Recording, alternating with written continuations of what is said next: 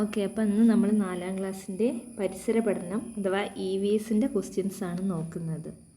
Okay, അപ്പോൾ ആദ്യം തന്നെ നമുക്ക് കുറച്ച് സൂചനകൾ ഇങ്ങനെ ബോക്സിൽ തന്നിട്ടുണ്ട്.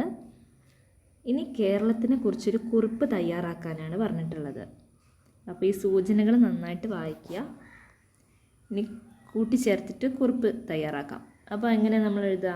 1956 നവംബർ 1 കേരളം രൂപം കൊണ്ടത്. കേരളത്തിൽ 14 ജില്ലകളുണ്ട്. കേരളത്തിൻ്റെ തെക്കേ അറ്റത്തെ ജില്ലയും തലസ്ഥാനവും തിരുവനന്തപുരമാണ്. വടക്കേ അറ്റത്തെ ജില്ല കാസർഗോഡാണ്. ഇന്ത്യയിൽ ഭാഷാടിസ്ഥാനത്തിൽ രൂപം കൊണ്ട സംസ്ഥാനങ്ങളിലൊന്നാണ് കേരളം. പ്രകൃതി സുന്ദരമായതുകൊണ്ട് തന്നെ കേരളത്തെ ദൈവത്തിൻ്റെ സ്വന്തം നാട് എന്നറിയപ്പെടുന്നു. ഓക്കെ, അപ്പം നിങ്ങൾ കേട്ടിട്ടില്ലെങ്കിൽ ഇത് റിപ്പീറ്റ് ചെയ്ത് കേൾക്കണം. ഇനി അടുത്ത ക്വസ്റ്റ്യൻ നോക്കാം. താഴെ തന്നിട്ടുള്ളവയിൽ കേരളത്തിൻ്റെ സംസ്ഥാന ചിഹ്നങ്ങളായവ കണ്ടെത്തി വട്ടം വരയ്ക്കണം. അപ്പം നമുക്കറിയാം, സംസ്ഥാന മൃഗം ആന, സംസ്ഥാന പുഷ്പം കണിക്കൊന്ന, മത്സ്യം കരിമീൻ. നമ്മുടെ വൃക്ഷം ഏതാ? തെങ്ങ് അല്ലേ? ഓക്കെ, ഇനി കേരളത്തിലെ ഏറ്റവും ചെറിയ ജില്ല ഏതാണെന്നാണ് ചോദിച്ചത്. ഏറ്റവും ചെറിയ ജില്ല ആലപ്പുഴ. ഓക്കെ, ഇനി അടുത്ത ക്വസ്റ്റ്യൻ നോക്കാം. പരിസ്ഥിതി ദിനാചരണത്തോടനുബന്ധിച്ച് പരിസര മലിനീകരണം എന്ന വിഷയത്തിൽ മിന്നു വരച്ച ചിത്രമാണ് ചുവടെ നൽകിയിരിക്കുന്നത്. കണ്ടില്ലേ? ചിത്രത്തിലേതുപോലെ പരിസ്ഥിതിക്ക് ദോഷകരമായ എന്തെല്ലാം പ്രവർത്തനങ്ങളാണ് മനുഷ്യർ നടത്തുന്നത്? ഇവിടെ ആദ്യം തന്നെ വനനശീകരണം എന്ന് കൊടുത്തിട്ടുണ്ട്. ബാക്കി നമ്മളോട് പൂരിപ്പിക്കാനാണ് പറഞ്ഞിട്ടുള്ളത്. ഓക്കെ, അപ്പം നമുക്കൊന്ന് പൂരിപ്പിച്ച് നോക്കാം. അപ്പം നമ്മൾ എഴുതിയത് നോക്കുക. പാടം മണ്ണിട്ട് നികത്തുന്നത്, മാലിന്യം പൊതുസ്ഥലങ്ങളിൽ നിക്ഷേപിക്കുന്നത്, അമിതമായ കീടനാശിനി പ്രയോഗം, കുന്നിടിച്ച് നിരത്തൽ, പ്ലാസ്റ്റിക്കുകളൊക്കെ ഇതുപോലെ പൊതുസ്ഥലങ്ങളിൽ നിക്ഷേപിക്കുന്നത്. ഇനി നിങ്ങൾക്ക് അറിയുന്നതും കൂടി കൂട്ടിച്ചേർക്കുക. ഓക്കെ, അപ്പോൾ എന്തൊക്കെയാണ്? വനനശീകരണം, കുന്നിടിച്ച് നിരത്തൽ, പാടം മണ്ണിട്ട് നികത്തൽ, മാലിന്യം പൊതുസ്ഥലങ്ങളിൽ നിക്ഷേപിക്കുന്നത്, അമിതമായ കീടനാശിനി പ്രയോഗം. അതൊക്കെയാണ് പരിസ്ഥിതിക്ക് ദോഷകരമായിട്ടുള്ള പ്രവർത്തനങ്ങൾ അല്ലേ? ഇനി അടുത്ത ക്വസ്റ്റ്യൻ നോക്കാം. പരിസ്ഥിതി സംരക്ഷണ സന്ദേശം ഉൾക്കൊള്ളുന്ന ഒരു പോസ്റ്റർ തയ്യാറാക്കുവാൻ മിന്നു തീരുമാനിച്ചു. നിങ്ങളും ഒരു പോസ്റ്റർ തയ്യാറാക്കൂ. അപ്പോൾ നോക്കിയാലോ? ഓക്കെ, അപ്പോൾ പോസ്റ്റർ നോക്കൂ. ക്ലീൻ ആക്കാം, കളറാക്കാം, കൈ കോർക്കാം, നല്ല നാളേക്കായി. ഓക്കെ, അപ്പോൾ ഇതുപോലെ നിങ്ങൾ നല്ല ചിത്രങ്ങളൊക്കെ വരച്ചിട്ട് വേണം പോസ്റ്റർ തയ്യാറാക്കാൻ. ഓക്കെ, ഇനി അടുത്ത ക്വസ്റ്റ്യൻ നോക്കാം. ക്വസ്റ്റ്യൻ നോക്കൂ. ഒരു പ്രത്യേക പ്രദേശത്തെ പരസ്പരം ആശ്രയിക്കുന്ന ജീവിയവും അജീവിയവുമായ ഘടകങ്ങൾ ഉൾപ്പെട്ടതാണ് ഒരു ആവാസ വ്യവസ്ഥ അല്ലേ? ഓക്കെ, ഇനി നമുക്ക് അടുത്ത ക്വസ്റ്റ്യൻ നോക്കാം. തൻ്റെ വീട്ടുപരിസരത്ത് മിന്നു കണ്ട ചില സസ്യങ്ങളുടെ പേരുകളും പ്രത്യേകതകളുമാണ് താഴെ നൽകിയിരിക്കുന്നത്.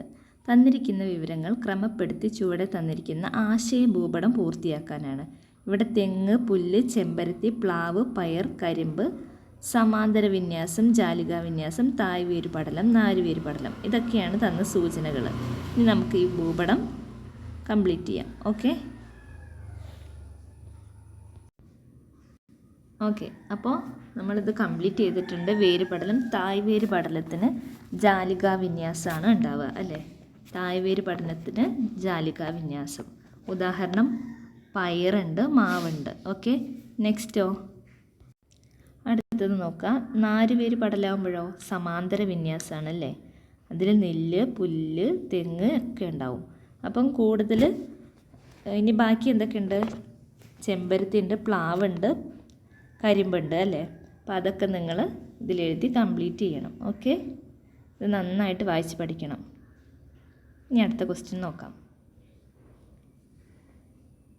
ചോദ്യം എന്താണ്? ശരിയോ തെറ്റോ എഴുതാനാണ്. തായ്വേര് പടലമുള്ള സസ്യങ്ങളിലെ വേരുകൾ കൂടുതൽ ആഴത്തിൽ വളരുന്നു. ശരിയാണ് അല്ലേ? ഇനി പ്രവർത്തനം 4 എന്താ? വിത്തിനുള്ളിലെ ജീവൻ.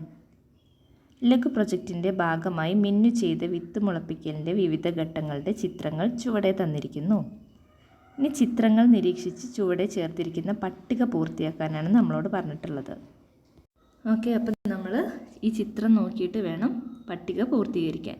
നേരത്തെ ചെയ്ത അതേപോലുള്ള ചോദ്യമാണ്. ഓക്കെ, അപ്പോൾ നമ്മൾ ടിക്ക് ചെയ്യാം. ഇനി അടുത്ത ക്വസ്റ്റ്യൻ നോക്കാം.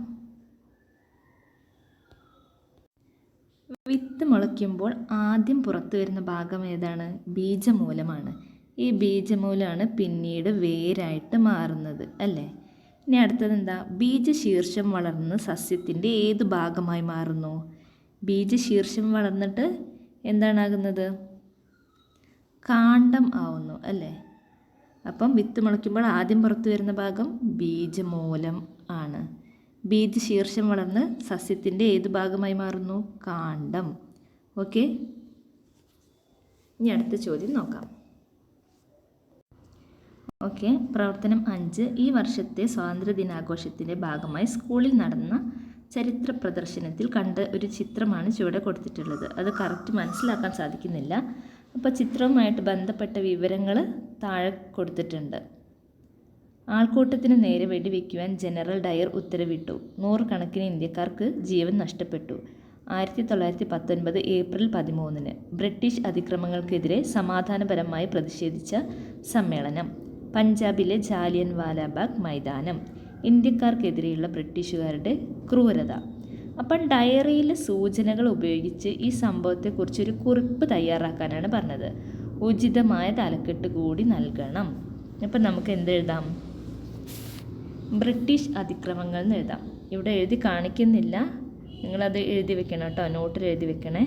ബ്രിട്ടീഷ് അതിക്രമങ്ങൾ എന്ന് നമ്മൾ ഹെഡിങ് കൊടുക്കുന്നു. എന്നിട്ട് 1919 ഏപ്രിൽ 13 പഞ്ചാബിലെ ജാലിയൻ വാലാബാഗ് മൈതാനത്തിൽ ബ്രിട്ടീഷ് അതിക്രമങ്ങൾക്കെതിരെ സമാധാനപരമായി പ്രതിഷേധിച്ച ആളുകൾക്കെതിരെ വെടിവെക്കാൻ ജനറൽ ഡയർ ഉത്തരവിടുകയും തുടർന്ന് 100 കണക്കിന് ഇന്ത്യക്കാർക്ക് ജീവൻ നഷ്ടമാവുകയും ചെയ്തു.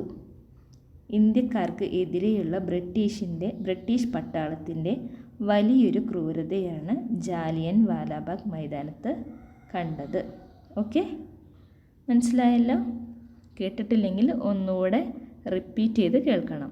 ഓക്കെ, ഇനി അടുത്ത ക്വസ്റ്റ്യൻ നോക്കാം. ചിത്രവുമായി ബന്ധപ്പെട്ട പ്രസ്താവനകൾ കണ്ടെത്തി വരച്ച് യോജിപ്പിക്കാനാണ് പറഞ്ഞിട്ടുള്ളത്. അപ്പോൾ ആദ്യം തന്നെ ആരാ? നമ്മളെ നെഹ്റു ആണ് അല്ലേ?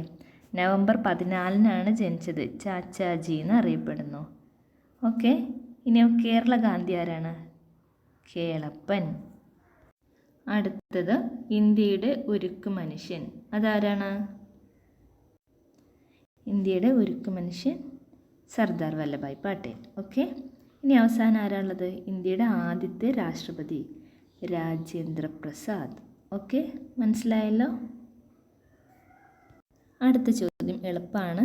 മിന്നുവിൻ്റെ ചിത്രശേഖരം. തൻ്റെ ശേഖരണ പുസ്തകത്തിൽ ഒട്ടിക്കാനായി മിന്നു ശേഖരിച്ച ചിത്രങ്ങളാണ് ചുവടെ കൊടുത്തിട്ടുള്ളത്. ചിത്രത്തിലെ ജീവികളെ ചുവടെ നൽകിയിരിക്കുന്ന പട്ടികയിൽ തരംതിരിക്കാനാണ്. അപ്പോൾ ഇതിൽ കരയിൽ മാത്രം ജീവിക്കുന്ന ജീവികൾ ഏതാണ്? കരയിൽ മാത്രം ആന, അണ്ണാൻ അല്ലേ? വെള്ളത്തിൽ മാത്രമാണെങ്കിലോ മീനുണ്ട്, നീരാളിയുണ്ട്, ഡോൾഫിനുണ്ട്. കരയിലും വെള്ളത്തിലും ജീവിക്കുന്നതോ തവള അല്ലേ? കരയിൽ മാത്രം ജീവിക്കുന്നതിൽ ഇതാ നമ്മളെ പരുന്തും ഉണ്ട്, അത് മറക്കരുത് കേട്ടോ. നോക്കൂ, കരയിൽ മാത്രം ജീവിക്കുന്നവ പരുന്ത്, ആന, അണ്ണാൻ. വെള്ളത്തിൽ മാത്രം ഡോൾഫിൻ, നീരാളി. കരയിലും വെള്ളത്തിലും തവള. ഓക്കെ, അടുത്ത ക്വസ്റ്റ്യൻ. മത്സ്യത്തിന് വെള്ളത്തിൽ ജീവിക്കുന്നതിന് സഹായകമായ ശാരീരിക സവിശേഷതകൾ എന്തെല്ലാമാണെന്നാണ് ചോദിച്ചിട്ടുള്ളത്. അപ്പം അതിലൊന്നാണ് ആകൃതി. ബാക്കിയുള്ളത് നിങ്ങൾ ടെക്സ്റ്റിൽ നോക്കി കണ്ടുപിടിച്ച് എഴുതണം. ഓക്കെ, നിങ്ങൾ പഠിച്ചിട്ടുണ്ടല്ലോ, അപ്പോൾ അത് ഒന്നുകൂടി റിവൈസ് ചെയ്യണം. അപ്പോൾ നന്നായിട്ട് എക്സാം എഴുതുക. All the very best.